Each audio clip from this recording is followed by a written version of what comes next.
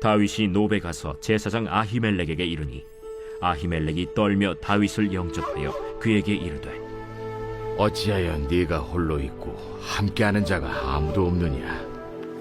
왕이 내게 일을 명령하고 이르시기를 내가 너를 보내는 것과 내게 명령한 일은 아무것도 사람에게 알리지 말라 하시기로 내가 나의 소년들을 이러이러한 곳으로 오라고 말하였나이다. 이제 당신의 수중에 무엇이 있나이까? 떡 5덩이나 무엇이나 있는 대로 내 손에 주소서. 보통 떡은 내 수중에 없으나 거룩한 떡은 있나니 그 소년들이 여자를 가까이만 하지 아니하였으면 주리라. 우리가 참으로 3일 동안이나 여자를 가까이 하지 아니하였나이다. 내가 떠난 길이 보통 여행이라도 소년들의 그릇이 성결하겠거든 하물며 오늘 그들의 그릇이 성결하지 아니하겠나이까? 제사장이 그 거룩한 떡을 주었으니 거기는 진설병 곧 여호와 앞에서 물려낸 떡밖에 없었습니다. 이 떡은 더운 떡을 드리는 날에 물려낸 것이더라. 그날에 사울의 신하 한 사람이 여호와 앞에 머물러 있었는데 그는 도액이라 이름하는 에돔 사람이요 사울의 목자장이었더라. 다윗이 아히멜렉에게 이르되 여기 당신의 수중에 창이나 칼이 없나이까? 왕의 일이 급함으로 내가 내 칼과 무기를 가지지 못하였나이다. 네가 엘라 골짜기에서 죽인 블레셋 사람 골리앗의 칼이 보자기에서여 에봇 뒤에 있으니 네가 그것을 가지려거든 가지라. 여기는 그것밖에 다른 것이 없느니라. 그 같은 것이 또 없나니 내게 주소서. 그날에 다윗이 사울을 두려워하여 일어나 도망하여 가드 왕 아기스에게로 가니 아기스의 신하들이 아기스에게 말하되 이는 그 땅의 왕 다윗이 아니니까? 무리가 춤추며 이 사람의 일을 노래하여 이르되 사울이 죽인 자는 천천히요 다윗은 만만이로다 하지 아니하였나이까? 다윗이 이 말을 그의 마음에 두고 가드 왕 아기스를 심히 두려워하여 그들 앞에서 그의 행동을 변하여 미친 채하고 대문짝에 그적거리며 침을 수염에 흘리매 아기스가 그의 신하에게 이르되 너희도 보거니와 이 사람이 미치광이로다. 어찌하여 그를 내게로 데려왔느냐? 내게 미치광이가 부족하여서 너희가 이 자를 데려다가 내 앞에서 미친 짓을 하게 하느냐? 이 자가 어찌 내 집에 들어오겠느냐? 하니라. 오늘 새벽에도 주님의 보좌 앞으로 나오신 성도님들에게 하나님의 은혜와 평강이 함께 하시기를 축원드립니다. 오늘 사무엘상 21장 함께 살펴보겠습니다. 사무엘서는 다윗에 대한 이야기입니다. 암과 같은 이스라엘 가운데 한 줄기 빛처럼 등장한 것이 다윗입니다.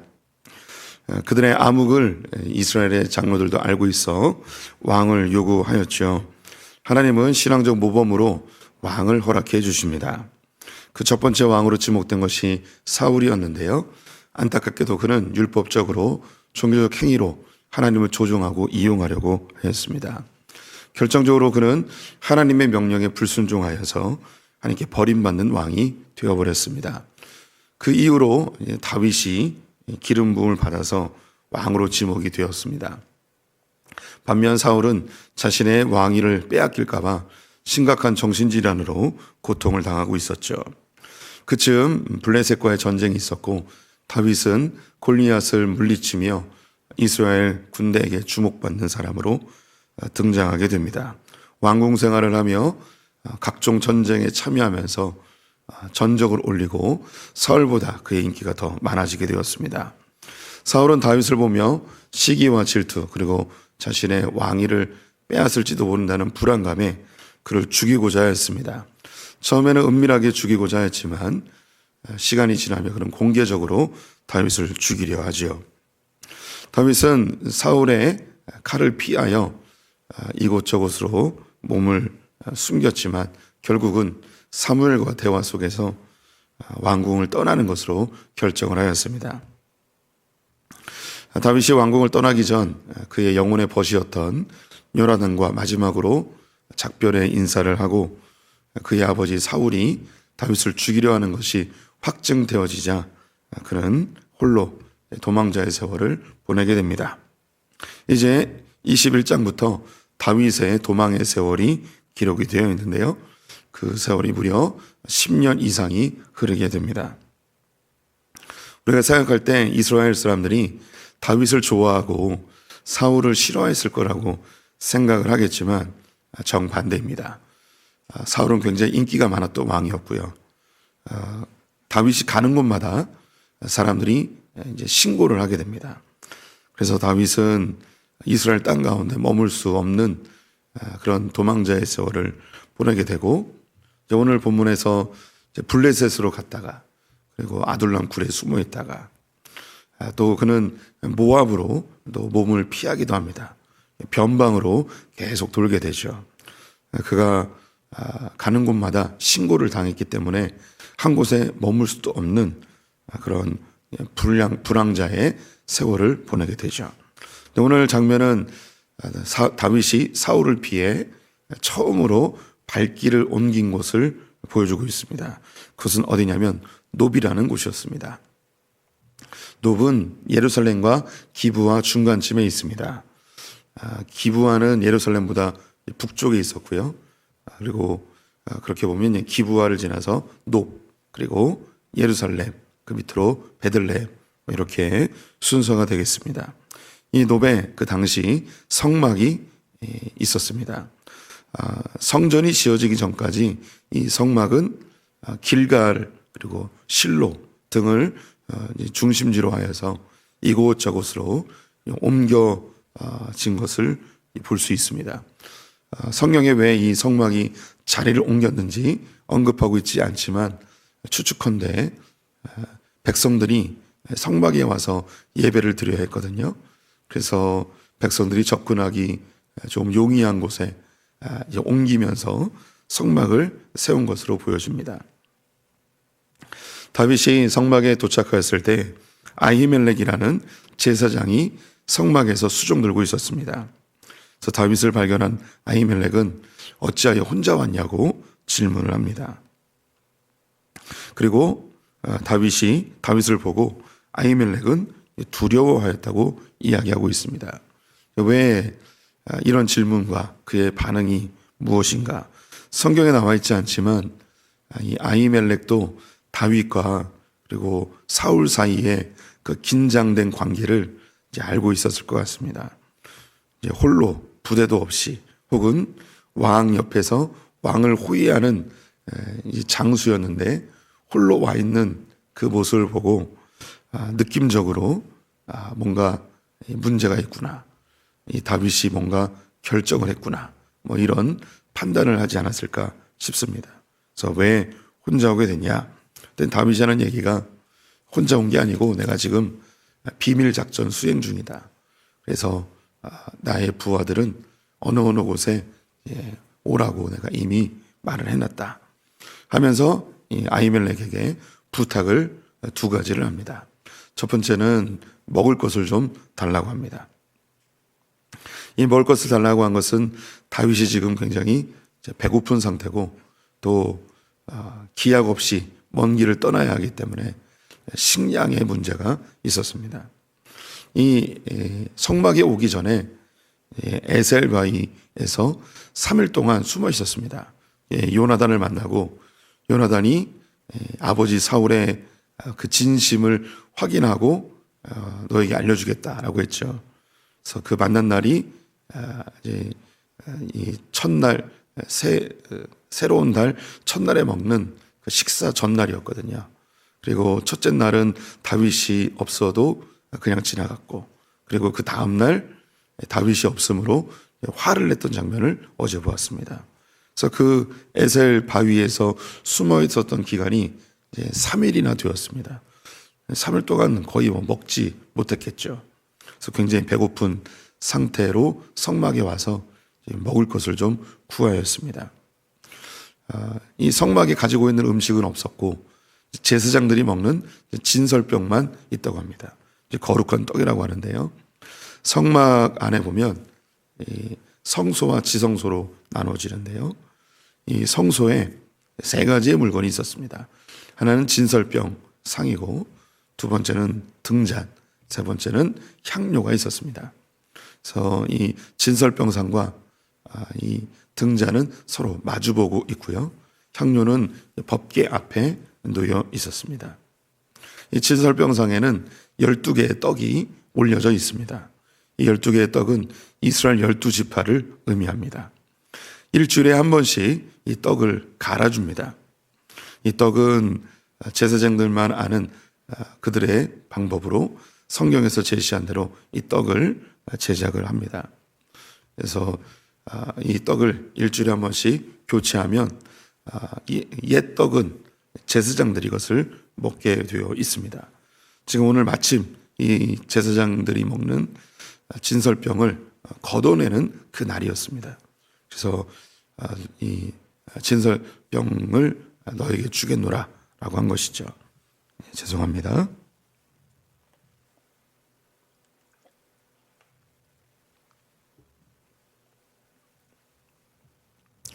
네, 자신들의 부하들이 다른 곳에서 만나기로 했다고 이야기를 했기 때문에 이 떡을 다른 신하들이 먹고자 한다면 그들이 몸이 정결하기만 하면 너희도 먹을 수 있다 하면서 건네주죠. 그러면서 이제 다윗이 우리가 3일 동안 여자를 가까이 하지 않았다. 평상시에 여행을 할 때도 우리가 성결하게 하는데 우리가 이게 비밀 작전을 하고 또 3일 동안 집을 떠났기 때문에 우리가 다 정결하다. 그러니 그 떡을 달라고 하면서 받게 되죠. 그래서 이 떡을 준 것에 대한 두 가지의 이제 논쟁이 있습니다. 첫 번째는 이 떡은 제사장들만 먹어야 되는 떡인데 다윗이 먹게 되었다는 것이 이게 율법과 충돌하는 게 아닌가라는 그런 논쟁이고요. 또 한 가지는 오늘 이 다윗이 혼자 성막에 왔는데 예수님께서 이 다윗의 이야기를 언급하면서 그의 신하들과 함께 먹지 아니하였냐라고 신하들의 존재를 인정하는 장면이 있습니다. 이 두 가지의 부분이 충돌이 되는데 첫 번째는 예수님께서 그 마태복음 12장에 제자들이 안식일 날 밀밭을 지나면서 밀밭을 손으로 익혀서 먹게 되죠. 이것을 봤던 율법학자들이 왜 안식일에 곡식을 추수하냐라고 하면서 스승된 자로서 율법을 어기는데 이것도 지도해 주지 않냐 하며 질책하는 그 현장에서 오늘 이 그 사무엘서의 다윗의 이야기를 예수님이 언급하십니다. 이 떡은 분명히 제사장만 먹어야 됩니다. 그런데 그 제사장이 다윗에게 준 거예요. 이 제사장이 자기의 몫으로 이 떡을 받았습니다. 그런데 자기의 몫을 배고픈 다윗에게 허락해 준 거죠.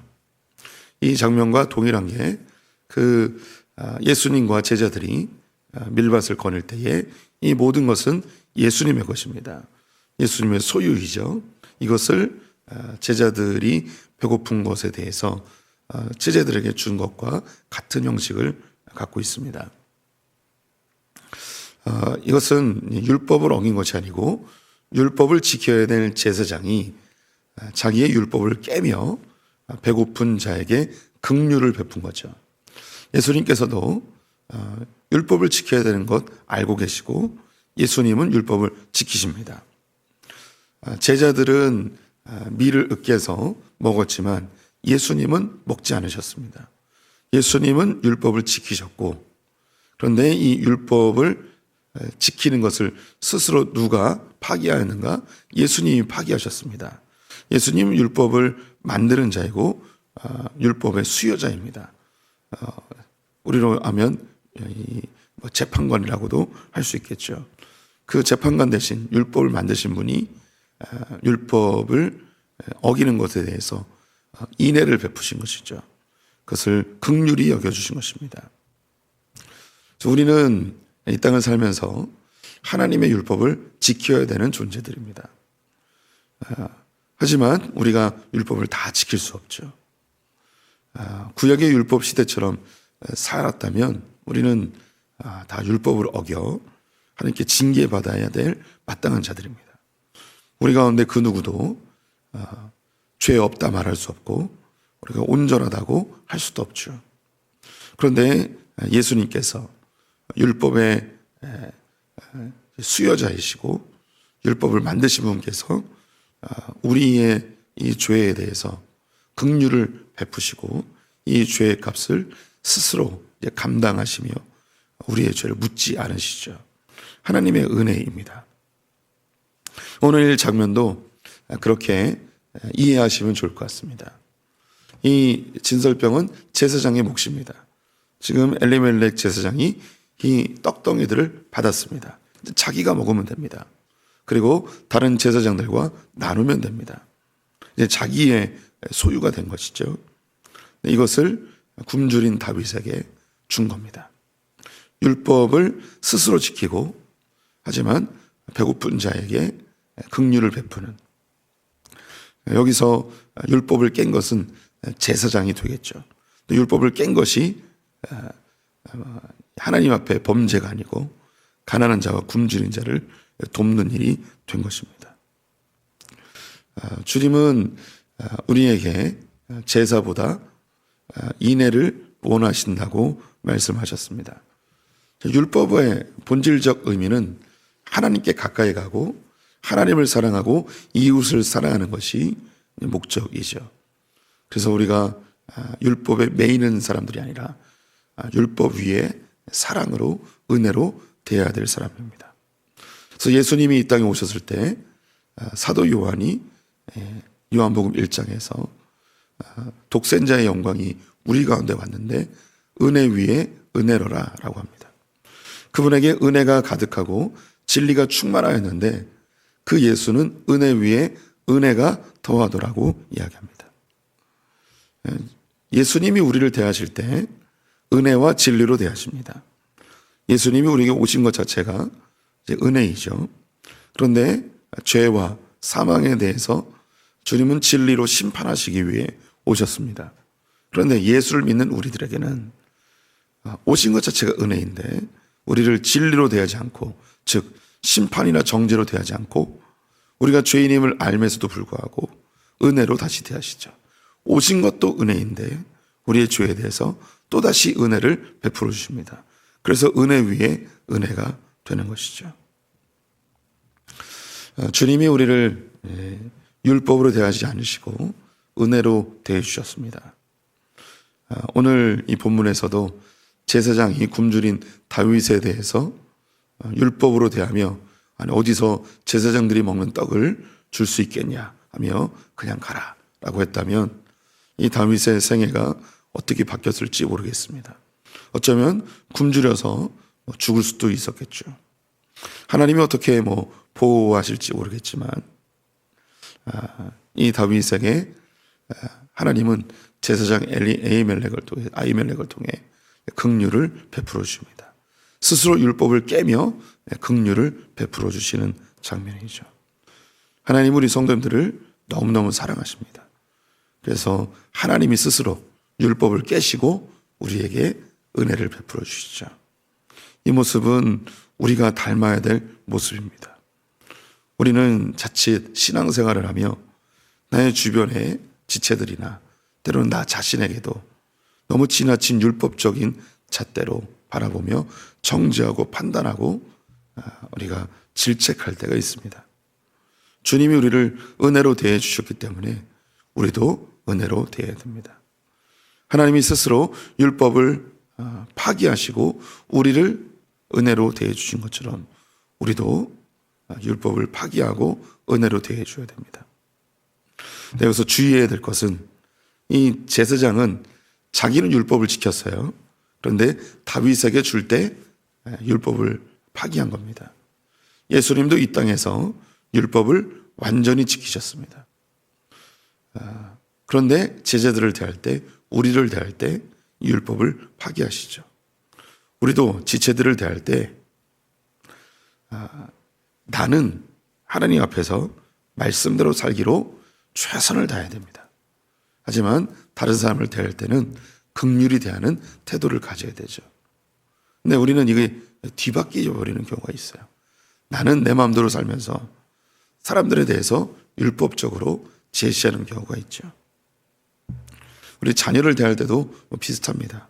자기는 공부를 안 했음에도 불구하고 자녀들에게는 공부해라 라고 하는 게 우리의 모습이고, 부모들이 술, 담배 다 하면서 자식이 술, 담배 하면 술, 담배 하지 마라 이렇게 하는 것이 우리의 모습입니다. 성경은 다른 사람 눈에 있는 티끌을 보지 말고 우리 안에 있는 들보를 보라고 이야기하죠.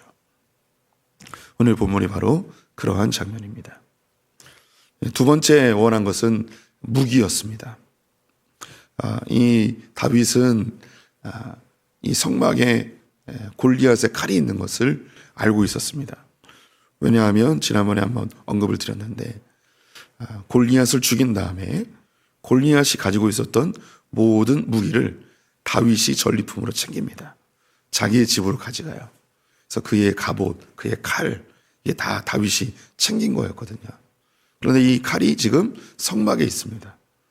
자기의 것을 성막에 맡겼거나 혹은 자기가 가져온 것을 외부적인 힘에 의해서 성막에 들여진 것이라고 할 수 있겠죠. 그래서 어떤 학자들은 성막에 온 이유가 이 칼을 가져가기 위해서 왔다라고 설명하는 사람들도 있습니다. 지금 다윗은 아무 무기도 없이 나왔습니다. 이 칼을 받아서 이제 도망자의 세월을 보내게 되죠. 이 칼이 의미하는 것은 다윗에게 아주 컸을 것입니다. 자기가 소년 때에 이스라엘을 위해서 골리앗과 싸웠던 그 전리품, 하나님이 자기와 함께 하셨던 상징물이죠. 물맷돌 5개로 골리앗을 이기며 너는 칼과 단창으로 나오지만 나는 여호와의 이름으로 나아간다. 모든 사람이 두려워하고 있는 상황 속에서 여호와를 의지하여 달려나갔던 그 상징물, 승리의 상징이 바로 이 골리앗의 칼이었습니다. 이것을 받아가지고 도망자의 세월을 보내게 되죠. 다윗이 사울을 피하여 기약 없는 도망의 세월을 보내는데 그 첫 번째 방문지가 성막이었습니다. 우리 성도님들이 다윗의 입장이라면 도망자의 세월을 떠나는데 오늘 현대 사회에요. 어디에 제일 먼저 들리시겠습니까? 먼 나라로 이민을 가거나 혹은 자녀가 유학을 가거나 군대에 가거나 이렇게 나의 삶의 근거지를 옮겨야 될 때, 근데 그것은 너무 낯선 곳이고 두려움으로 가득한 곳이라면 우리 성도님들은 제일 먼저 무엇을 하시겠습니까? 우리 성도님들 중에 많은 숫자가 제일 먼저 하는 게 뭐냐면 저를 찾아옵니다. 저를 찾아와서 한 가지 부탁을 합니다. 목사님, 우리 아들이 유학 가는데 기도 좀 해주세요. 목사님, 이제 우리가 한국을 떠나서 먼 나라로 가게 되는데 저희 가족을 위해서 기도해 주십시오. 다윗이 왜 성막에 갔을까요? 이유는 아주 분명합니다. 하나님을 만나고 싶었습니다. 이제 기약 없는 도망자의 세월을 보내는데 그 어디도 아닌 성막에 가서 하나님께, 하나님, 이제 기약 없는 도망자의 길을 가야 합니다. 저와 함께 해주십시오. 그 상징물로 이제 골리앗의 칼을 가지고 길을 떠나게 되죠. 저는 고등학교 갈 때 시험 보고 가는 지역에 살아서 시험을 봤고 갔습니다. 시험 보기는 날 새벽에 저희 교회가 가지고 있었던 전통은 그 수험생들이 다 새벽기도 와가지고 담임 목사님에게 기도받고 시험에 가는 그런 전통이 있었습니다. 그래서 그 날이 기억이 나요. 담임 목사님한테 한 명 한 명 안수기도 받으면서 시험 잘 치고 오라고. 그때는 고등학교 시험에서 떨어지는 경우들도 많이 있었거든요. 대학교 입시 때, 제가 대학 입시했을 때는 원서를 먼저 대학에 내고 그 대학교에 가서 시험을 봤습니다. 낯선 곳이고 대입이라는 큰 산 앞에서 떨리죠. 그래서 그때는 그 학교 앞에 가서 잠을 자고 시험을 봐야 되는데, 그래서 목사님에게 뭐 기도받을 수는 없었죠. 그래서 시험 보는 날 아침 일찍 일어나서 그 학교 시험장 앞에 교회가 있더라고요. 그래서 교회에서 기도하고 시험장으로 그렇게 들어갔던 기억이 있습니다. 지금도 중요한 일이나 어려운 일이 있으면 늘 하나님께 달려와서 기도하죠.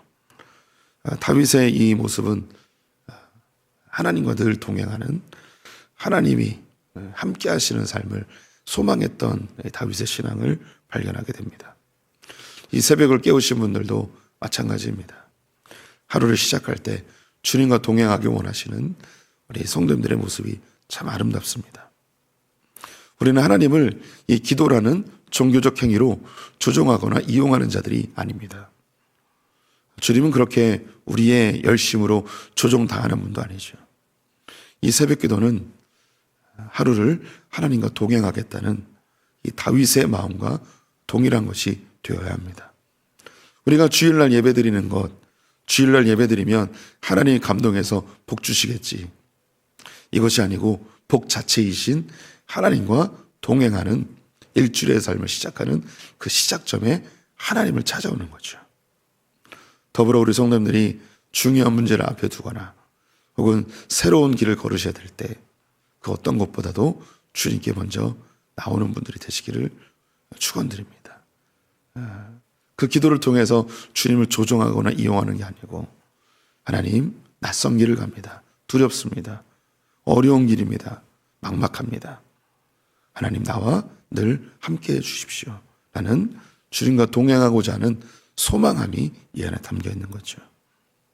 이렇게 시작한 다윗의 길은 우여곡절이 있지만 결국 주님이 그를 약속하신 대로 왕의 자리에 올려주십니다.